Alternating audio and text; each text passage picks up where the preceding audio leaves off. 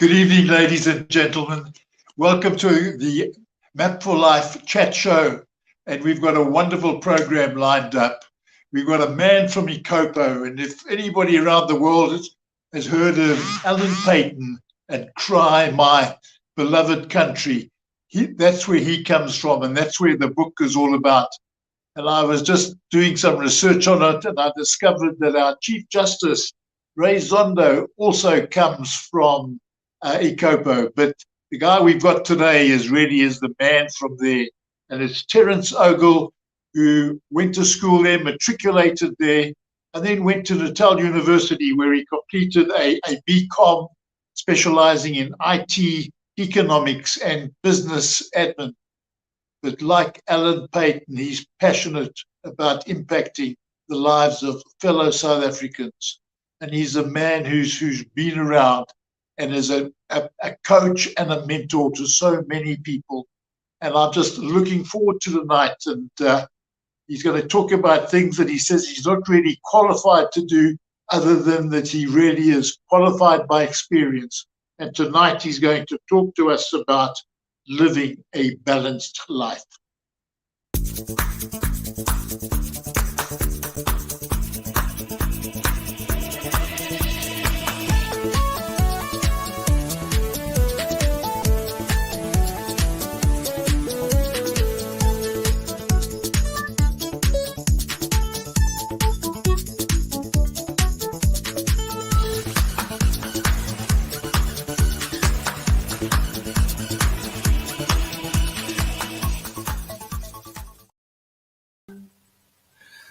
Hi, good evening, everyone.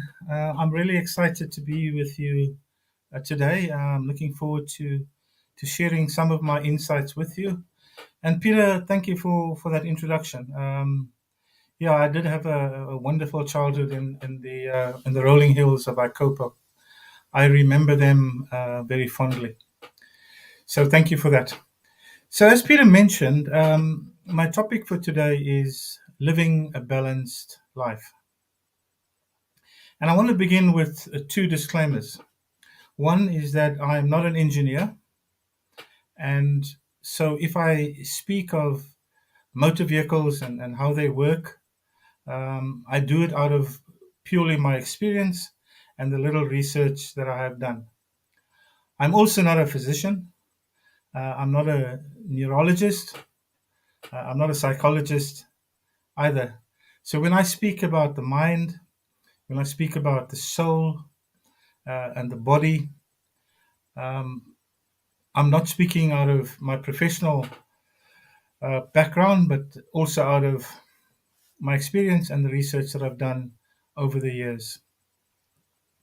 What I do bring to the table, though, is 65 years of living. Okay, so qualifiers out of the way. I just want to begin with I want to introduce this whole topic of living a life of balance with an analogy. And that analogy relates to a motor vehicle, which we are all familiar with. So a motor vehicle has four wheels, and that's where I want to focus on, the four wheels of a motor vehicle. So once every year almost, or 2 years, but as soon as my car has done 10,000 kilometers, I take it into my local tire dealer to have a checkup on the tires, because I believe it's important to do so. And I've been doing it for as long as I've owned a car. And this checkup consists of two main components, okay? The one is called wheel balancing. And what happens in wheel balancing is each tire, each wheel, is taken off the car, obviously, and it's put onto a machine. Let's call it a balancing machine. The tire then goes into a high level spin, and as it does, it indicates where it's spinning and it's not perfectly in balance. Okay. The operator then takes a little lead pellet, knocks it on the side of the rim, does it again until he's got a perfect reading that tire is now fully balanced. And the operator does it for all four wheels. The second component to this is what is called wheel alignment. Now, wheel alignment is slightly different. It relates to the alignment of the front wheels, for example, to the back wheels. It ensures that the tires are aligned and they're all straight, so that when you drive, your vehicle isn't pulling, to the one side. If your wheel balance is off, what will happen is that your steering wheel will shudder. It'll be very irritating, and in fact, it'll be unsafe to drive a car whose wheels are not balanced properly. Okay, so there are those two: wheel balancing, which happens at individual level, the tires, and then the wheel alignment, which happens across the four tires to make sure that everything's aligned. And the end result is a very comfortable ride. The end result is a safer ride, and it's just a more pleasant ride. It's also more efficient in that as the tires turn, there's less friction, therefore there's less wear. Okay. Now, if you're old enough, you will remember a few years ago, and it goes back quite a number of years, there was an advert by BMW that had a little white mouse that crept out of the dashboard and made its way onto the steering wheel of this BMW. And it perched itself on top of the steering wheel. And the steering wheel began to turn. And as the steering wheel began to turn, this little white mouse, maintained perfect balance as it walked all around the steering wheel. And the tagline to that advert was sheer driving pleasure. So I equate that sheer driving pleasure to a sheer purposeful and significant life. Okay, so I've given you enough of a lesson on vehicle mechanics and how wheels actually operate. So let's get into the more important aspect of life balance rather than just wheel balance. And I believe there are 4 different dimensions to what makes a person whole. What 4 different dimensions that constitute a person in his or her fullness. Okay, and each dimension can be compared to a wheel in our motor vehicle analogy. Okay, so let's begin. Dimension 1 is maybe the most obvious, and it's what I call the physical dimension. And the physical dimension then entails and consists of the body, both external with the limbs and internal with all the organs. And the body is so well designed that it works in total harmony across the different parts. And if one has a look at the physical body, it's really a work of art. It's really that's the only way I can describe it. It's really a work of art in perfection of how everything is coordinated in the body. Anyway, the body has needs, and what the body needs is nutrition. It needs water.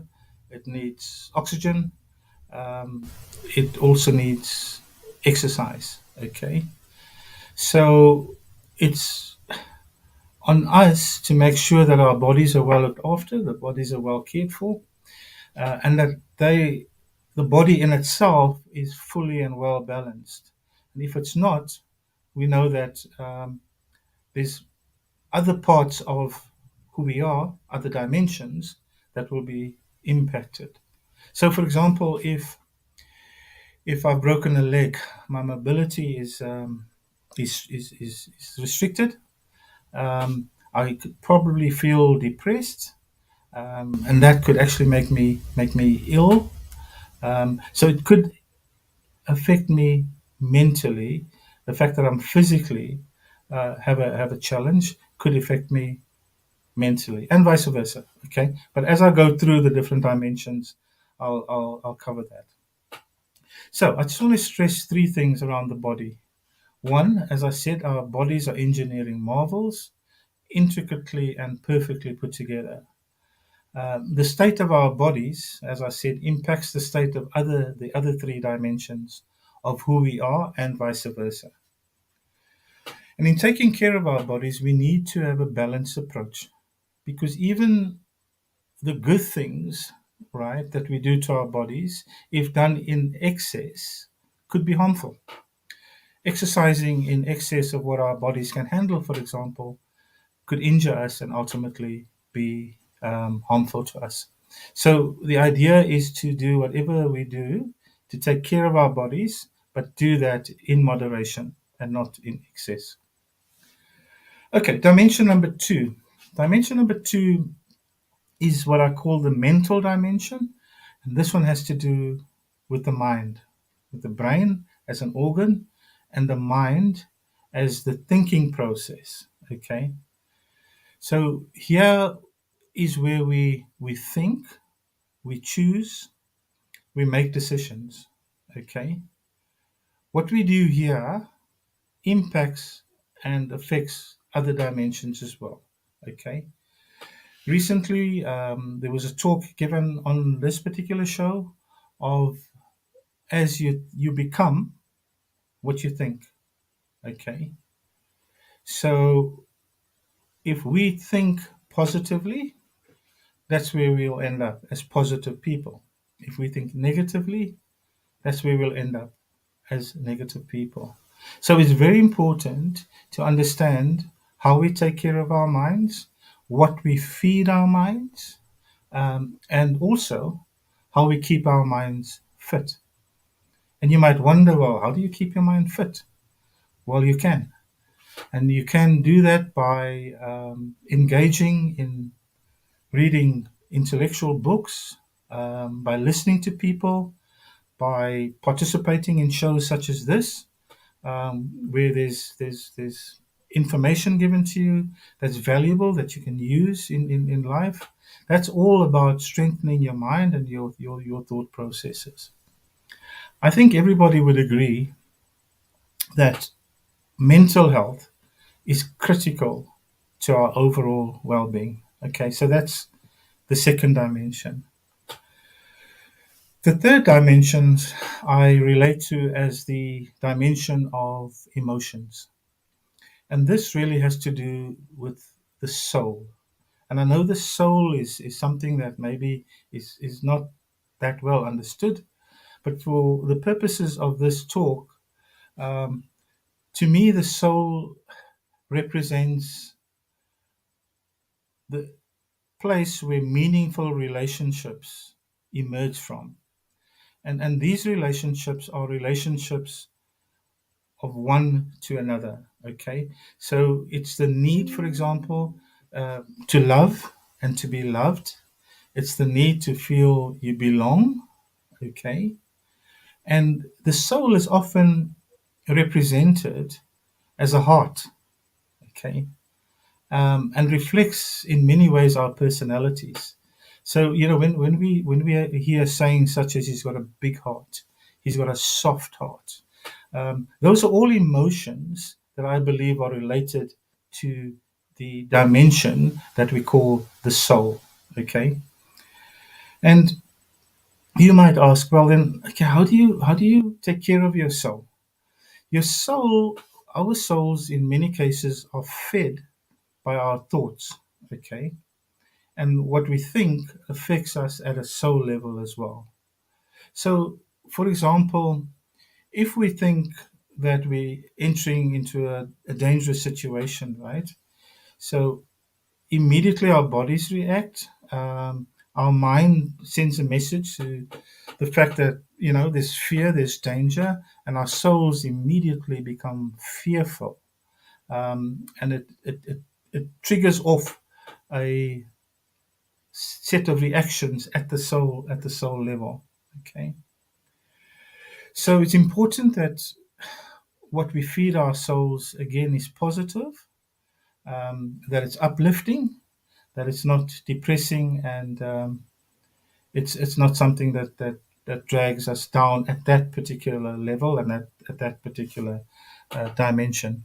There's a beautiful hymn entitled "It Is Well with My Soul," and if I had the voice, I would gladly sing it for you. But unfortunately, I haven't been blessed with a singing voice, so I'll just mention the title. The title is "It Is Well with My Soul," and that particular hymn, that particular song, speaks to a level of contentment, of peace, and of harmony.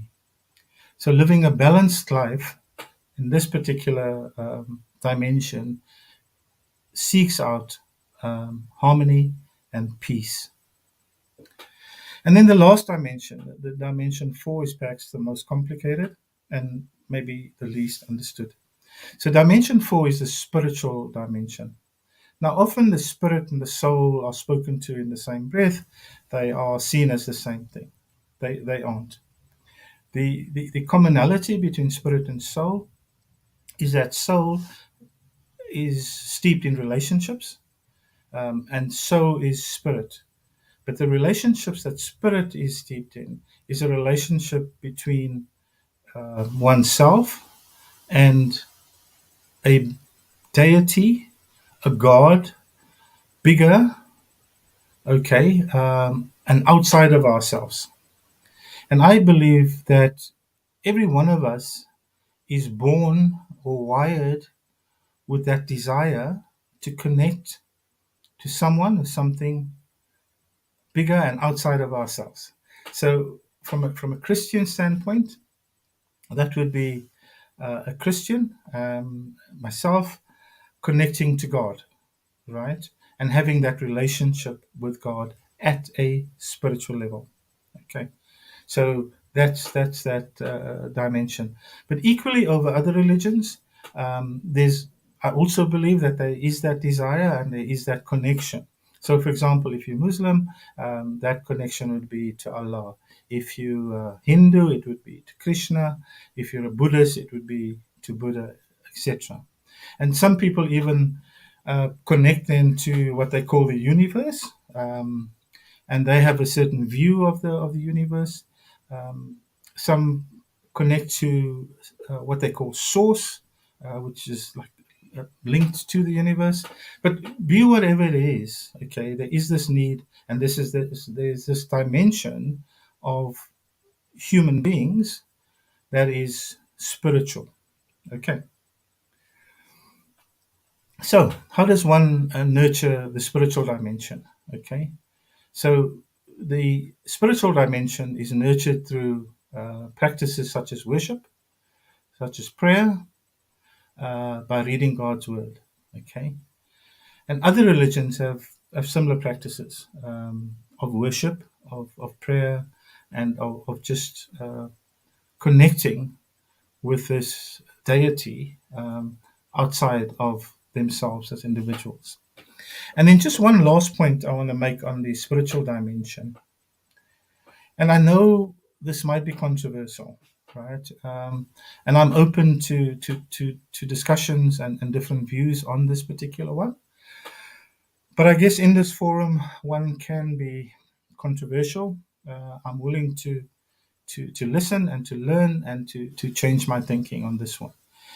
So this is what I believe, is that of all the 4 dimensions of what we are made up of, there's only one dimension, one, that goes beyond death, that goes beyond this life as we know it. It's a spiritual dimension. And sadly, of all the 4 dimensions, I believe it's the one that's given the least attention, generally. Okay, so that's the fourth dimension. So just to get back to the analogy, just as it's critical for a motor vehicle to have all four of its wheels operating optimally, balanced, aligned, and synchronized. So for us as humans, I believe it's critical to be able to lead balanced lives that all four of these areas are taken care of. Okay, so what we find in our life journey is that not all of these are at the same level at the same time. So the one might lag behind the other. We might be more mature in the one, and that's fine. The idea is not to make them sort of equal or make us equal across all the four dimensions. But I think what's important and what's critical, in fact, is to pay attention to all four dimensions. Okay. And, there will be times in our lives when we need to pay more attention to one dimension than to the other. Um, as long as we pay some attention to all, and there's a healthy balance that exists across the four dimensions. And the result, then, I believe, will be for us to lead productive, well balanced, and ultimately significant lives. Okay, so in Map for Life, we have what we call the Wheel of Life. And I'm going to put a challenge out there to whoever listens to this particular talk. And the challenge is this. Okay, I've gone through the four different areas. What the Wheel in Life is designed for is to plot various life areas on this wheel, and then to measure where you currently are, all right, on a scale of 1 to 10. So my challenge is take a wheel of life, plot the four areas on that wheel of life, and then go through a process of assessment as to where you as an individual are currently in your life, and that's unique to you, and only you can answer where you're at. But do that and have a visual picture of where you're at. Okay. So in the wheel alignment and the wheel balancing analogy I used, at the end of that process, what they do is they give you a report which says this was your readings before. We then took some action and we aligned stuff and we measured stuff, and this is now your result afterwards. So the result after they've done whatever they needed to do is closer to the original, if you want to call it that. There was a gap originally, and they completed that gap. And similarly, with our wheel of life, we would find that there's a gap, and there are means of sort of asking questions that will help us come up with a plan to fill that gap. So here we go. So for each of the four dimensions, ask these questions. And let's assume you are busy on the physical dimension, the body. Okay, so this is maybe questions that you could ask. What in this dimension do I need to stop? Okay, and if you're a smoker, it could be smoking. Okay, what do I need to start? That could be exercising. What do I need to do less of? Eat junk food, less of. What do I need to do more of? Drink more water. Maybe you don't drink enough water, as an example. So go through that questioning and assessment for each of the four areas. Okay, and then from the assessment, what will come out of that is specific goals. Okay, to close the gap, and then targets as to when do you want to achieve those goals. And I would suggest that after the first Wheel of Life assessment, there'll obviously come out some actions, and do the exercise on a quarterly basis. Okay, and the quarter doesn't have to be a quarter in a year. It can be just 3 months starting from any time. And the reason you do that is because you want to record, you want to measure, and you want to see the progress that you make. Okay. So if one doesn't take control and ownership of one's life across these four dimensions, what one is essentially doing, or potentially doing, is freewheeling, right? And freewheeling, again, to go back to the car analogy, is exhilarating, but it's also dangerous. Okay, because once you freewheel a car and you're going downhill, for example, you don't have much control over that car. So if you come around a sharp bend while you're freewheeling, you're likely to capsize that vehicle because of the lack of control that you have on it. Okay. Now, make no mistake. In life, there will always be challenges. Again, to follow on the motor vehicle analogy, there will be dirt roads, there will be sharp bends to navigate. And one thing for sure is if you live in South Africa, you are guaranteed that there will be potholes to avoid on your journey. However, with a plan, despite all these challenges, you are able to navigate your way. You're able to be aware of what's going on in your life. You are able to live a more balanced life, a safer and a more focused life. So I urge you, take up the challenge of the wheel of life. I've just given you 4 areas. Um, you can have whatever definitions you have for them. You can have 3 areas. But I suggest the 4 because I believe that gives you a holistic, balanced perspective. And then lastly, as you continue on your life journey, please enjoy the ride. Thank you very much. I hope this has been helpful. God bless.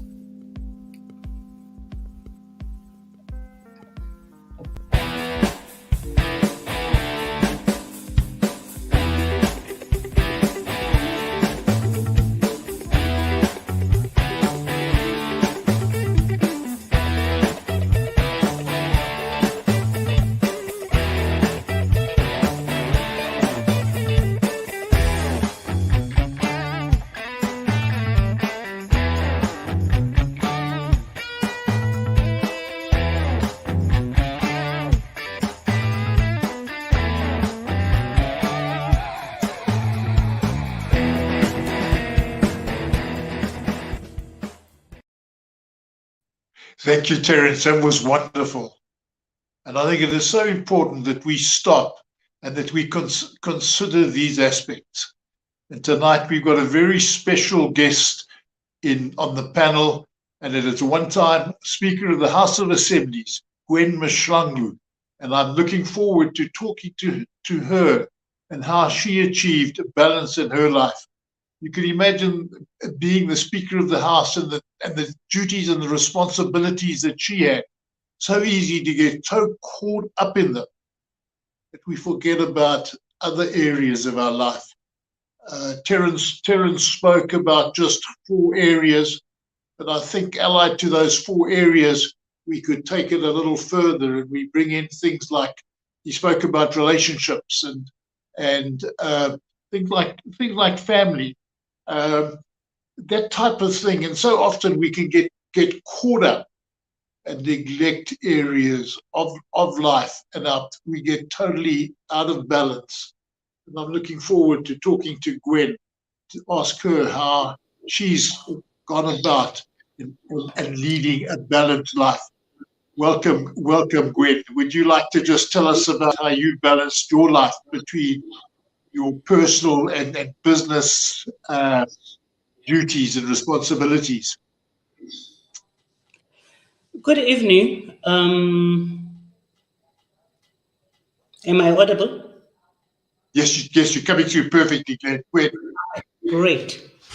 I don't want for even a minute to pretend that it was easy balancing the requirements from the state, from the job itself, and from family. Because you wake up in the morning, you have to prioritize what is the most important thing to do today. Should I call UCT and say I'll pay my child's fees next week, or should I prepare the National Assembly, or should I? So it has always been a difficult journey of identifying what is important for me today. And Glenn will understand this because I actually once shared it with him that when I was mostly doing a number of things for the country and the continent and everybody, and I was, becoming this most important person, I got an email from my son who didn't say much but said, "Mama, do you still remember that you have a son?" And that was a wake-up call that there is no balance in my life. There are certain things that I've given priority to, and there are certain things that I've neglected. And the sad part was that I neglected my own child. And I gave priority to people and things that may actually forget about me as soon as they have achieved what they wanted out of me. Because unfortunately, the public life is about pleasing people, making sure that they get what they need to get out of you, and forgetting about your own life, that you have a journey which is not necessarily a journey with those people, but your own journey with your own family, your own journey with your own children, your own journey with your own siblings. Finding a balance there becomes very difficult. And when I was first introduced to the wheel of life, which said to me, you can do all these things provided you balance them so that there is a balance in your own life. You don't have to take 20% of your time to do something that you can actually allow 2%, and you still achieve what you need to achieve. So that was a wake-up call. And I said, I remember saying to Glenn, how I wish I had this tool when I needed it most, when I was in public service, where I should have said, I can give 3% and not more than 3%, because some of the percentages have to go to other things that are also very important in my life. You end up, because you're trying to please everybody, you end up leading a very stressful life. At the end of each day, you ask yourself, oh my goodness, Terence was supposed to get a call from me and he didn't. And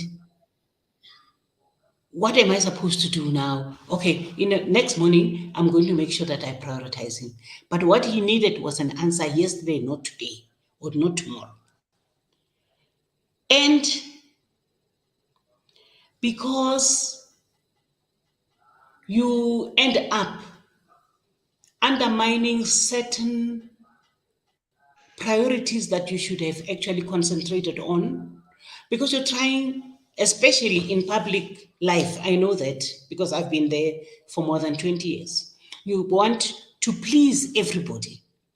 And what you do not understand is that you don't please yourself. You don't go back to your own life and say, Gwen, you need to go to the gym. Gwen, you need to go to the grocery store and make sure that you get the right food for yourself and so on. So you keep on giving, and not making sure that you have an opportunity to also receive so that you strengthen yourself. So when I was introduced to the wheel of life, I then discovered that there are a number of things that should be getting attention from me, which I'm not giving attention to. And that is why, as a result, I end up with a lot of stress, which affects my health, because I'm not planning properly. I'm not mapping my life the way it is supposed to be. Maybe I should stop here so that I can get more questions. But this is my... Gwen, I'm loving it. And I think at Map for Life, we talk about living our lives by design and not by default.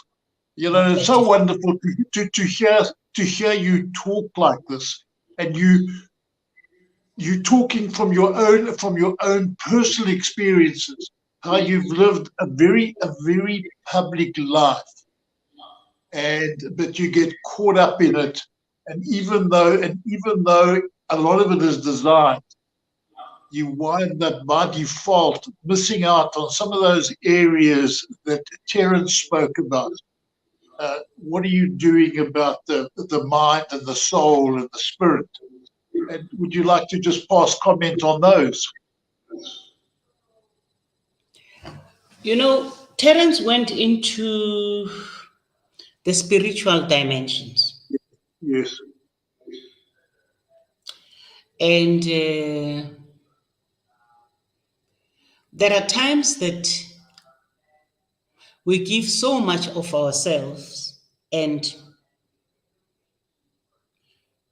we forget about the self. Yeah.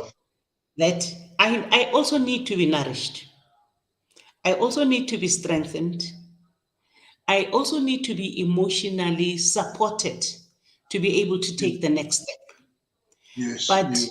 What normally happens, especially when you have a strong character like myself, I know people don't expect me to say I've got problems. Yeah. People don't expect me to cry and say, I cannot deal with this. This is too much. Because you happen to be the to-go person. Where everybody has a problem, that is where we go. And people don't understand that you reach a stage where you also need to reach out, not because of anything else, but you need to teach people that I may be strong, but there comes a time when I'm very weak and I need to be carried by other people. And people normally don't, oh no, Gwen, we know she can cope with it. That's minor and what have you. And at times when that is said about you, that's when you need to be assisted. You are at your lowest ebb where you need to be carried by other people. But in most cases, that's when strong people or people that we put in those positions end up nowhere because they feel betrayed. They say, but Peter knows about this, Glenn knows about this. I mean, I've always been there, I've always been strong. When they start not seeing me, they should know that I am crying out for help. And in most cases, that help doesn't come. And it results, I may be diverting or whatever, but I must say, it results with us losing a number of good people whom we could have saved by saying, may I please sit down and talk to you and find out what is going on. Thanks. Wonderful. Gwen, did you go through a stage when you stopped and you asked yourself these questions about what should I stop, what should I start, what must I do more of, what must I do less of? Did you have any experience there, and would you like to add something to that? I did reach a stage where I said there are a number of things that I need to stop. I started cutting on the meetings. I started cutting on the number of people who are coming to see me because that would not stop. And that would never give me a chance to focus on my family and focus on myself. So I reached the stage when I said, this must be stopped and certain things need to be minimized. And I sat around with my staff at some stage and said, you are the guys who are saying, yes, she is able to see you and so on. I just want you to understand that I may not be having that much strength, to attend to everything. May we agree that on a daily basis, 4 to 5 meetings would be enough. And that came from about 25 meetings that I was just going. I was very young and I didn't understand that all these things are taking from me, and I thought that I'm just servicing the world. I can meet so-and-so and I can meet 25 meetings in a day. I had to tone them down. I ended up with 3, which were very good meetings. And in between, I could attend to my health issues. I could attend to my diet issues. I could attend to my children. I could attend to my family. And that helped me a lot, because I had to stop and say, I need to reflect. Are these things taking me forward, or are they just depleting the little bit of energy that I have? And when I saw that if I don't stop and reflect and cut on certain things, it's going to be detrimental for me. Wonderful, wonderful. Now, Gwen, at what stage did you get involved with Map for Life? I met Map for Life in 2016. And at the time, my very first question to Glen McQuack, when I met him, I said, I don't know what is still there for me to learn, because I think I have been thoroughly workshopped in the country, internationally, and everywhere. And he said, okay, just listen to me, and if you think there is something for you in Map for Life, I'll appreciate it. But if you think there is nothing, it is also okay. And for me, that meeting in Pretoria, in a hotel, I think, we had some coffee there. It was a life-changing moment for me, because I then discovered that without Map for Life, we are not creating leaders in this country. We're not creating leaders no, because if you don't know where you are and where your destination is and how you're going to reach your destination, it's a futile exercise. And that is the methodology that we get from Map for Life, which assists you to say, I really need to get to Pietersburg. How do I get there? Do I have a map? What am I going to find on my way? And has anybody been there before? Map for Life prepares you, because the mapping for your destination is never found anywhere else. And I said, I still remember on that morning of 2016, after we spoke with Glen McQuack, I said, it's a pity I'm no longer in the government system. But if I have to be given an audience, we need Map for Life in schools. Right now, we have a lot of matriculants that are at home because nobody helped them to map their lives. They don't know when they just went into school and wrote grade 12 and they passed, and they don't know where they're headed. They don't know where they have to go. They don't know what else has to be happening. And not only that, I said to Glen, I have been given a number of positions in government, including up to being the Speaker of the National Assembly. And if Map for Life could be introduced to assist our members of parliament to say, if I really need to make sure that there's a difference in the Eastern Cape on water and sanitation, this is the way to go through. This is the way to follow to make sure that those kind of things happen. And I said to Glen, I will raise the issue of Map for Life coming just to make a presentation at the beginning of each year when we have, after elections, that to say, members of parliament, here is what we can give you. It is up to them to take it or not. But for me, it has really helped me. Even now, with a little bit of work that I'm doing in my foundation and everything, had it not been for Map for Life, I would have been lost. Yes, wonderful.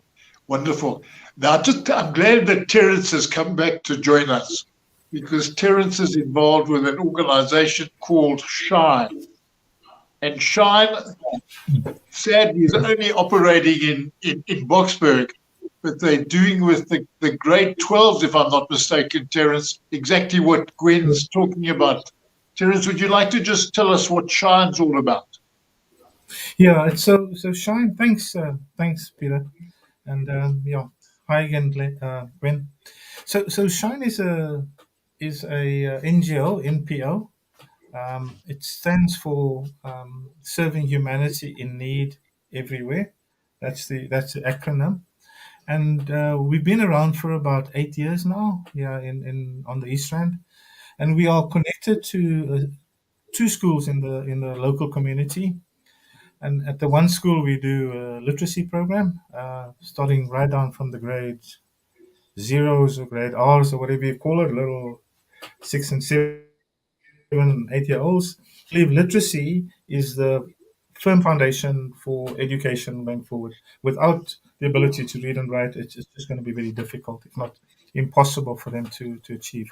And then on the other end of the spectrum, at the high school, we do mentoring from grade 9 all the way through to grade 12. And we do tutoring from grade 9 now all the way through to grade 12. And so I do the mentoring, and I use the Map for Life program. And exactly as Gwen said, these poor learners don't have a clue. I want to be a doctor, I want to be a pilot, etc. But they haven't thought it through. It's because their friends do it, because their parents have. So there's a huge need for that, and I don't think we're going to be able to impact society if we don't get the next generation equipped. And as Gwen said, Map for Life is absolute essential. It would be great if we had Map for Life at every school in this country, as Gwen said, as a regular life what do they call it, life skills life skills curriculum. But yeah, I mean, I'm loving it. I enjoy it. There's so much reward one gets when you see the kids. Actually, it's almost like a light bulb comes on. Oh, why don't I think about it? But these kids don't have access to the type of information that we have. So sharing it is a real pleasure, and yeah, one feels a great sense of satisfaction, Peter. No, thank you, Terence. And I'm just a little disappointed tonight that we had some communication problems, and that Murad from Cairo was scheduled to be on the panel, but then ran into a domestic unexpectancy and had to take his father to hospital. Now, I know that in Cairo, he is busy working on a similar program to what Terence is doing, and it's all based on the MAP methodology. And the case that our MAP is leading the way and helping people live by design and not by default. And the essential part is starting off with having a look at your life balance. We were talking this morning, and we spoke about the wheel of life, and I said, well, I was talking elsewhere, and we spoke about a life audit. And really, it is helping to define where are we at this point in time. And once we know where we are, we can then start and plan to where we want to go. So I hope you folk out there have really enjoyed tonight. It's been wonderful hearing Terence talk about his experiences, and then just having Gwen as a very special, I'm not even going to call her a panelist tonight. She was just a special guest here, and just sharing what happened in her life and how MAP has changed it. So thank you, everybody, and good night until next week, and same time, same place. Thank you all. Thank you. Thanks.